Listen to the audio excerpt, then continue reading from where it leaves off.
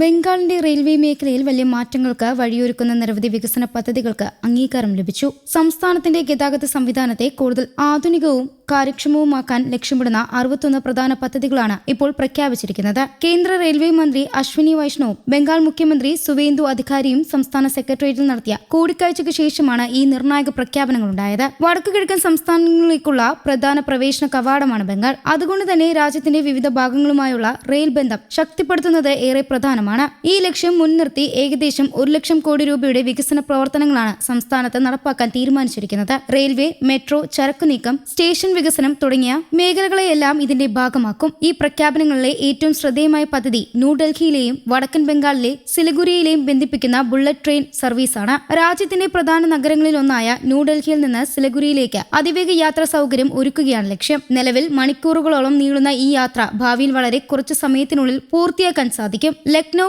വാരണാസി, പട്ന തുടങ്ങിയ പ്രധാന നഗരങ്ങളിലൂടെ കടന്നുപോകുന്ന ഈ ബുള്ളറ്റ് ട്രെയിൻ വെറും 6 മണിക്കൂർ കൊണ്ടാണ് ന്യൂഡൽഹിയിൽ നിന്ന് സിലിഗുരിയിലേക്ക് എത്തുക. ഇതോടെ യാത്രക്കാർക്ക് വലിയ സമയം ലാഭിക്കാനാകും. ബിസിനസ് ആവശ്യങ്ങൾക്കും വിനോദസഞ്ചാരത്തിനും കുടുംബയാത്രകൾക്കും ഇത് ഏറെ സഹായകരമാകുമെന്നാണ് പ്രതീക്ഷ. ബുള്ളറ്റ് ട്രെയിൻ മാത്രമല്ല, സംസ്ഥാനത്തെ സാധാരണ റെയിൽ സേവനങ്ങളെയും കൂടുതൽ ശക്തിപ്പെടുത്താനാണ് തീരുമാനം. അടുത്ത 5 വർഷത്തിനുള്ളിൽ 60 പുതിയ ട്രെയിൻ സർവീസുകൾ കൂടി ആരംഭിക്കുമെന്ന് റെയിൽവേ മന്ത്രി അറിയിച്ചു. ഇതോടെ സംസ്ഥാനത്തിന്റെ വിവിധ ഭാഗങ്ങളിൽ തമ്മിലുള്ള യാത്ര കൂടുതൽ എളുപ്പമാകും. കൂടാതെ മറ്റ് സംസ്ഥാനങ്ങളിലേക്കുള്ള യാത്രാ സൗകര്യവും മെച്ചപ്പെടും. റെയിൽവേ സുരക്ഷയും യാത്രാ സൗകര്യവും വർദ്ധിപ്പിക്കുന്നതിനായി സംസ്ഥാനത്ത് 538 പുതിയ പ്ലാറ്റ്ഫോമുകളും അണ്ടർപാസുകളും നിർമ്മിക്കാനും തീരുമാനമായിട്ടുണ്ട്. റെയിൽവേ ലൈനിൽ ക്രോസിംഗുകളിൽ ഉണ്ടാകുന്ന ഗതാഗത തടസ്സങ്ങൾ കുറയ്ക്കുകയാണ് ഇതിന്റെ പ്രധാന ലക്ഷ്യം. വാഹനങ്ങൾക്കും യാത്രക്കാർക്കും കൂടുതൽ സുരക്ഷിതമായ യാത്ര ഉറപ്പാക്കാനും ഇത് സഹായിക്കും. സംസ്ഥാനത്തെ റെയിൽവേ സ്റ്റേഷനുകളിലും വലിയ മാറ്റങ്ങളാണ് വരുന്നത്. ബംഗാളിലെ 102 റെയിൽവേ സ്റ്റേഷനുകളെ അമൃത് ഭാരത് പദ്ധതിയുടെ ഭാഗമായി വികസിപ്പിക്കും. ഈ സ്റ്റേഷനുകളിൽ അത്യാധുനിക കാത്തിരിപ്പ് കേന്ദ്രങ്ങളും മെച്ചപ്പെട്ട ശുചിമുറികളും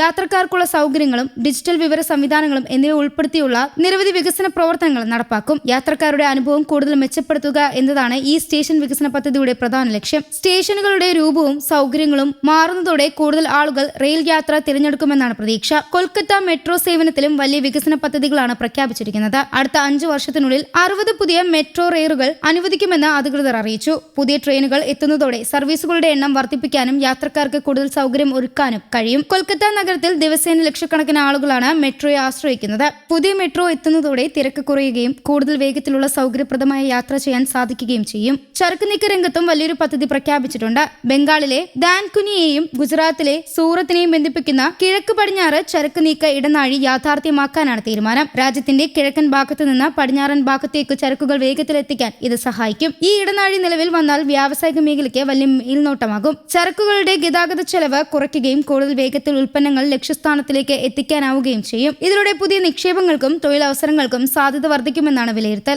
അതേസമയം പദ്ധതികളുടെ പ്രഖ്യാപനത്തിനിടെ രാഷ്ട്രീയ വിമർശനങ്ങളും ഉയരുന്നു. മുൻ തൃണമൂൽ കോൺഗ്രസ് സർക്കാർ കേന്ദ്ര പദ്ധതികൾക്ക് തടസ്സം സൃഷ്ടിച്ചുവെന്നാണ് കേന്ദ്ര റെയിൽവേ മന്ത്രി അശ്വിനി വൈഷ്ണവ് ആരോപിച്ചത്. ചില പദ്ധതികളെ നിയമപരമായി ചോദ്യം ചെയ്യുകയും അതുവഴി വികസന പ്രവർത്തനങ്ങൾ വൈകിപ്പിക്കുകയും ചെയ്യുന്നുവെന്നാണ് അദ്ദേഹത്തിന്റെ അഭിപ്രായം. ബംഗാളിലെ ജനങ്ങൾക്ക് അർഹമായ വികസനം ലഭിക്കാതിരിക്കാൻ മുൻ സർക്കാർ കാരണമായെന്നാണ് അദ്ദേഹം ആരോപിച്ചത്. കേന്ദ്രവും സംസ്ഥാനവും തമ്മിലുള്ള സഹകരണം കുറവായതിനാൽ നിരവധി പദ്ധതികൾ വർഷങ്ങളോളം മുന്നോട്ട് പോകാതെ നിന്നുവെന്നും അദ്ദേഹം പറഞ്ഞു. മുഖ്യമന്ത്രി സുവേന്ദു അധികാരിയും സമാനമായ അഭിപ്രായമാണ് പങ്കുവച്ചത്. മുൻ ഭരണകാലത്ത് കേന്ദ്ര സംസ്ഥാന ബന്ധങ്ങളിൽ തൃപ്തികരമല്ല എന്നും അതിന്റെ പ്രതിഫലനം പല വികസന പദ്ധതികളിലും ഉണ്ടായിരുന്നുവെന്നും അദ്ദേഹം വ്യക്തമാക്കി. എന്നാൽ ഇപ്പോൾ സ്ഥിതി മാറിയിട്ടുണ്ടെന്നും ജനങ്ങൾക്ക് വികസനത്തിന്റെ മുഴുവൻ ഗുണങ്ങളും ലഭിക്കുന്ന സാഹചര്യമാണെന്നും മുഖ്യമന്ത്രി പറഞ്ഞു. കേന്ദ്രവും സംസ്ഥാനവും ഒരുമിച്ച് പ്രവർത്തിക്കുന്നതിലൂടെ പദ്ധതികൾ വേഗത്തിൽ പൂർത്തിയാക്കാൻ കഴിയുമെന്നാണ് അദ്ദേഹത്തിന്റെ വിശ്വാസം. റെയിൽവേ വികസന പദ്ധതികൾ വേഗത്തിലാക്കുന്നതും അത്യാവശ്യമായ ഭൂമി ഏറ്റെടുക്കൽ നടപടികൾ സുഗമമാക്കുന്നതിനുമായി ജില്ലാ മജിസ്ട്രേറ്റുമാർക്ക് പ്രത്യേക നിർദ്ദേശങ്ങൾ നൽകിയിട്ടുണ്ടെന്നും അദ്ദേഹം അറിയിച്ചു. ഇതിലൂടെ പദ്ധതികൾക്ക് കാലതാമസം ഉണ്ടാകാതിരിക്കാനാണ് ശ്രമം. പുതിയ റെയിൽവേ പദ്ധതികളും സ്റ്റേഷൻ വികസനവും മെട്രോ വികസനവും ചരക്ക് നീക്ക ഇടനാഴിയും ബുള്ളറ്റ് ട്രെയിൻ പദ്ധതിയും ഒരുമിച്ച് നടപ്പാക്കുമ്പോൾ ബംഗാളിന്റെ ഗതാഗത രംഗത്ത് വലിയ മാറ്റമുണ്ടാകുമെന്നാണ് പ്രതീക്ഷ.